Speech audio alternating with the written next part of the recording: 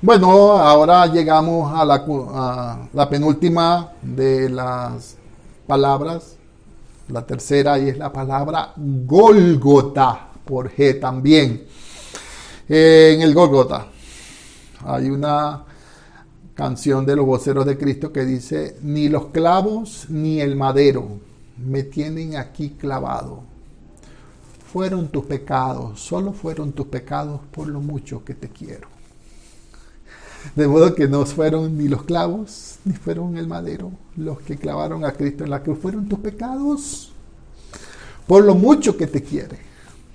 Entonces, es importante que Él ocupó la cruz de en medio. Dice Juan 19 y 18, llevaban a dos para ser crucificados y Cristo en medio. O sea, Él fue crucificado en medio de dos.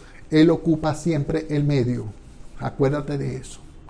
Él siempre va a ocupar el medio. Por ejemplo, en el Cantar de los Cantares dice: mi amado es para mí como un manojito de mirra que reposa entre mis pechos o en medio de mis pechos. Ese es Cristo adentro. Y ya también dice: mi amado es para mí racimo de flores de aleña en las viñas del Cádiz. Es para mí mi amado, un racimo de flores de aleña en la cabeza. Este Cristo afuera, para darle publicidad, pues, como la que estamos haciendo por aquí en Neva Producción. Entonces, la idea es Cristo adentro, Cristo afuera. Pero aquí la idea es que Él ocupa el lugar central, en la cruz. En la cruz, entonces hay 7 expresiones. La primera no se da mucha garantía de Él, porque dice el Evangelio de Lucas, relata la primera expresión, pero esa no aparece en los manuscritos más antiguos, que es Lucas 23 y 34, que dice: y Jesús decía: Padre, perdónalos porque no saben lo que hacen. Esa escritura no está en los manuscritos más antiguos, pero en los manuscritos después, los inferiores, sí está escrito. Entonces, la segunda expresión que él dijo fue al ladrón que se arrepintió. Según la religión católica se llamaba Dimas. Eso no está, no es seguro que él se llamaba Dimas. Lo que pasa es que la religión le pone nombre a todo el mundo. Pero ese ladrón, dice Mateo, que los dos malhechores que estaban crucificados con él, ambos lo insultaban, lo injuriaban. O sea que no fue que es que este hombre reflexionó, este hombre recapacitó. En un momento se unió a la turba para despotricar y para ofender al Señor Jesucristo. Probablemente que lo hizo a él arrepentirse de sus pecados. Bueno, probablemente el mensaje que el Señor Jesucristo les dio a las mujeres que durante el trayecto desde Gabata al Gólgota, unas mujeres iban detrás de él llorando y haciendo lamentación por él. El Señor se volvió hacia ellas y les dijo: no lloréis por mí, llorad por vosotras mismas y llorad por vuestros hijos, porque vendrán días en que dirán: bienaventuradas las estériles, los vientres que no concibieron y los pechos que no criaron, porque si en el árbol verde él se hacen estas cosas, en el seco que no se hará. Probablemente esta palabra que el Señor le dio a las mujeres que iban rumbo al Calvario, juntamente con el letrero que pusieron sobre la cruz del Señor Jesucristo, este es Jesús Nazareno, el Rey de los Judíos. Ese letrero lo puso burlescamente para desdeñar y para menospreciar al Señor Jesucristo Pilato. Los judíos dijeron: no escribas que Él es el Rey de los Judíos, que Él dijo que yo soy el Rey de los Judíos. Entonces Pilato dijo: lo que he escrito, queda escrito. Entonces, probablemente ladrón que se arrepintió, unió las palabras del mensaje que dijo el Señor allá a las mujeres: llorad, no lloréis por mí, llorad por vosotras mismas y por vuestros hijos, que lloraran por ella. Creyó el mensaje del letrero: este es Jesús Nazareno, el rey de los judíos. Dijo, sacó sus propias conclusiones. Este hombre es inocente, este hombre tiene un reino, este hombre de aquí se va para su reino. Yo en esta vida no tengo oportunidad de regenerarme. Y entonces él increpar a su compañero, a su compinche, pues de asalto. Le dijo: ni aún temes tú a Dios estando en la misma condenación. Nosotros a la verdad padecemos porque recibimos lo que merecieron nuestros hechos, pero este ningún mal hizo. Entonces le dice al Señor Jesucristo, le dice: acuérdate de mí cuando vayas a tu reino. Y el Señor Jesucristo le dice: de cierto, te digo que hoy estarás conmigo en el paraíso. Este hombre tiene unos 2000 años en el paraíso, sin necesidad de hacer buenas obras o de bautizarse, o de solamente arrepintiéndose de todo corazón y poniendo la fe en el Señor Jesucristo, una persona alcanza el paraíso. No hay otra manera. Entonces, la tercera palabra que aparece en la cruz es cuando Juan narra que ahí estaba la madre de Jesús, y entonces, como sus hermanos, vamos a decir Jacobo, Judas, no habían creído en el Señor, capítulo 7 de Juan dice que sus hermanos le dijeron: ven y sal y muéstrate al mundo, porque ni aún sus hermanos creían en él.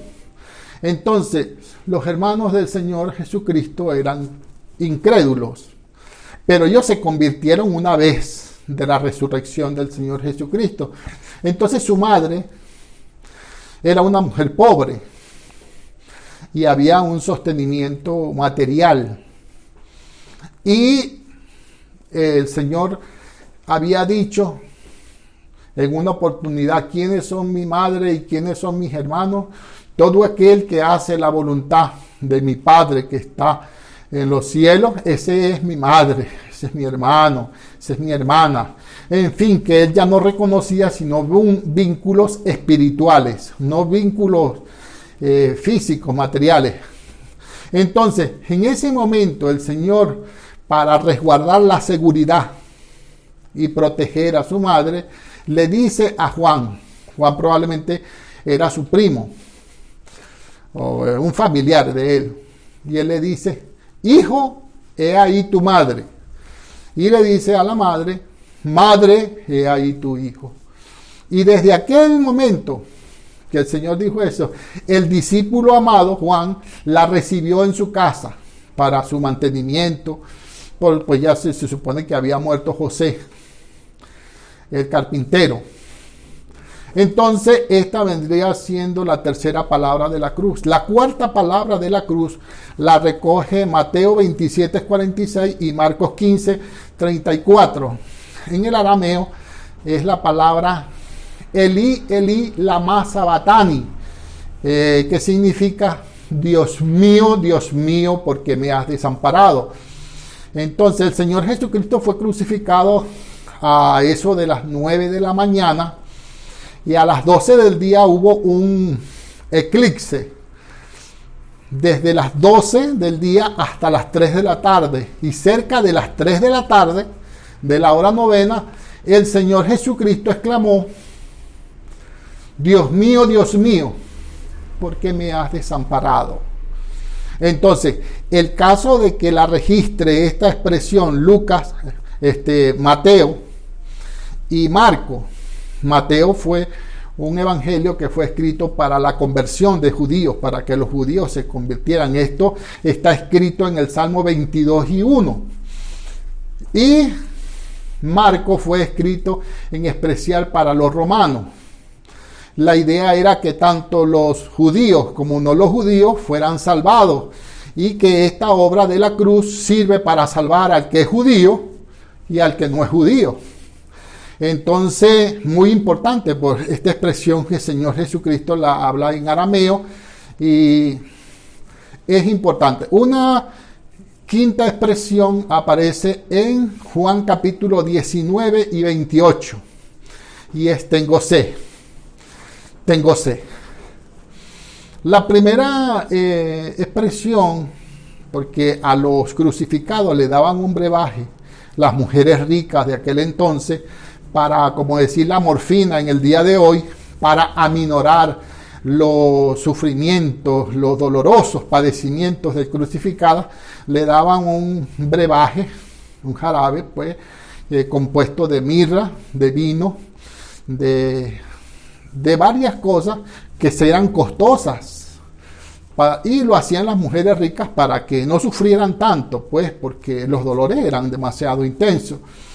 Pero había un brebaje o algo especial que bebían los soldados. Y en el momento de la crucifixión está llegando un brebaje como de agua o de algo así. Y él dice, tengo sed. Y entonces los mismos soldados le dan a beber de esa bebida que era para ellos. Y entonces el Señor pronuncia su sexta palabra que significa consumado está. Ahora, es importante, un detalle importante que dice Juan 19 y 30, es que habiendo inclinado la cabeza, entregó el Espíritu. O sea, para indicar que no fue que nadie le quitó la vida a él, sino que él de sí mismo la puso. Porque toda persona, primero viene la muerte y la muerte le hace inclinar la cabeza. En el caso del Señor no. El Señor primero inclina la cabeza y después entrega el Espíritu. Se dan a entender que fue una ofrenda. Según el Antiguo Testamento es una ofrenda. Habían 3 tipos de ofrenda que eran de olor grato a Dios. Y era el de expiación por el pecado, el de expiación por la culpa y el sacrificio de paz. Estos 3 sacrificios están tipificados, que están en Levítico 1 al 6, en la muerte del Señor Jesucristo. El sacrificio de paz, el sacrificio por la culpa y el sacrificio de expiación por el pecado. Para los que son más lectores de la Biblia, pueden buscar allí. Esos eran los tipos o las figuras del sacrificio de Cristo en la cruz. Y entonces hay una séptima expresión que es, en tus manos encomiendo mi espíritu. Esta expresión da a entender, Padre, en tus manos encomiendo mi espíritu. Eso está escrito en el libro de los Salmos, dando a entender de que el Señor Jesucristo estaba meditando en el libro de los Salmos antes de su muerte. Su mente estaba en las Sagradas Escrituras, tanto en el Salmo 22 y 1 como en el próximo Salmo, que dice esta expresión: en tus manos están mis tiempos, en tus manos encomiendo mi espíritu. De modo que yo quiero dejarte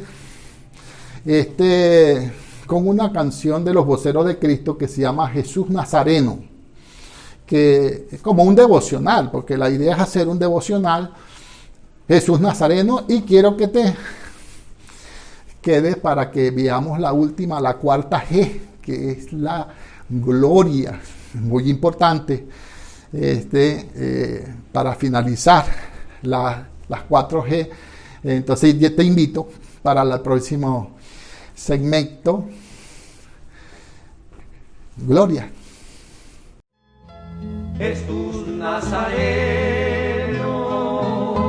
clavado en la cruz,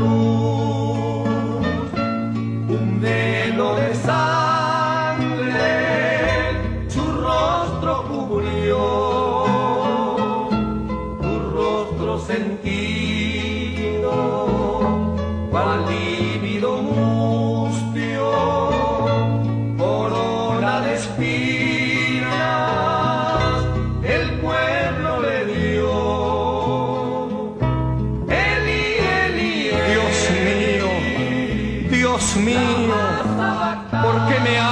desamparado, clamaba el excelso, divino Jesús,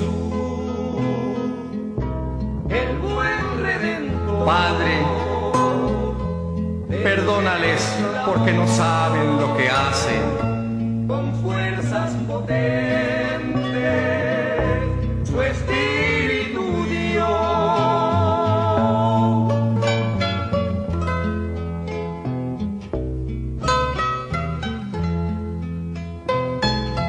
Con manto de grana